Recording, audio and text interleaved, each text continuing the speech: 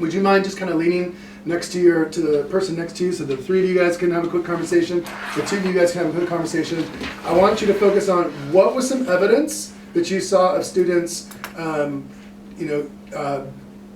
being of disciplinary literacy, kind of reading like a scientist or speaking like a scientist, and talk about the different complexity levels of the different tasks that students will be able to do related to our focus. Just take 1 minute and have that quick discussion with your group, with your partner rather. Sure. Sure.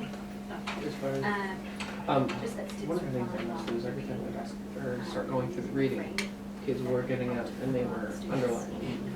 Talk about it. Let's just kind of go around the table and let's just share some things that we saw that were evidence of our focus today around reading like a scientist and speaking like a scientist, and the complexity of the questions and the depth of knowledge, the difference between the different depth of knowledge. What are some things? And Amanda, can I start with you?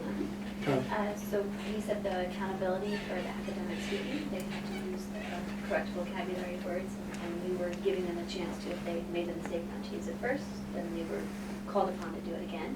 Okay. They were using the text to answer their questions, so they had to go back into the text they were reading in order to answer it. Some of them was pretty clear, some they had to be on their neighbors with. Yeah, excellent. Good. What else? Who else? I thought that the use of the scaffolding of the strategy of numbered heads was really useful, and that there was no fault. If you didn't know it, you could ask others, you could go to another group and then come back to them later, so that it gave multiple opportunities for practice and for building that competency, so that when they got to the harder question, even though they struggled with it, there was support in the room to start to develop the understanding. So one of the things that I'm going to actually give you a little bit of insight into my lesson planning, versus based upon the two things that you guys said, and then we'll kind of keep going around, is that when we're talking about disciplinary literacy, right? So disciplinary literacy is reading, writing, speaking, listening, right? So I have to speak like a scientist, which means I have to use that academic language, right? I have to use the language in there.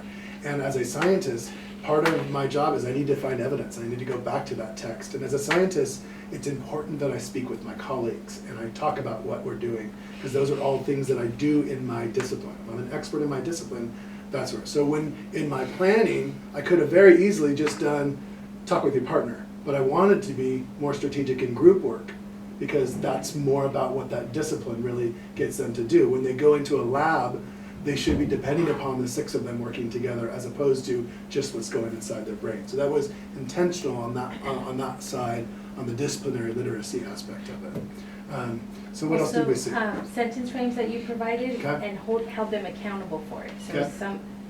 some of the kids answered the question accurately but didn't use a complete sentence, and did so more in casual language, so that Yeah. you would go back and hold them accountable and have them repeat using the sentence frame. Was it interesting how students could answer, but it was really difficult for them to answer in a complete sentence?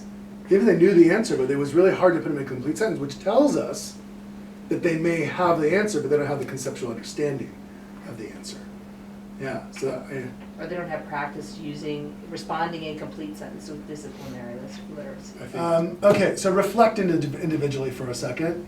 Let's put us as in the role of teacher and coach. If you were a teacher, what is something that you feel like, if you were to go back into your classroom and teach a lesson like this tomorrow, what is something that you could take with back into your classroom related to disciplinary literacy and depth of knowledge? And then from a coach, what is something that you can take from this experience today to kind of grow or improve upon your role as a coach? So 2 different things. Kind of think about that for a second, and then we'll do a quick little share out.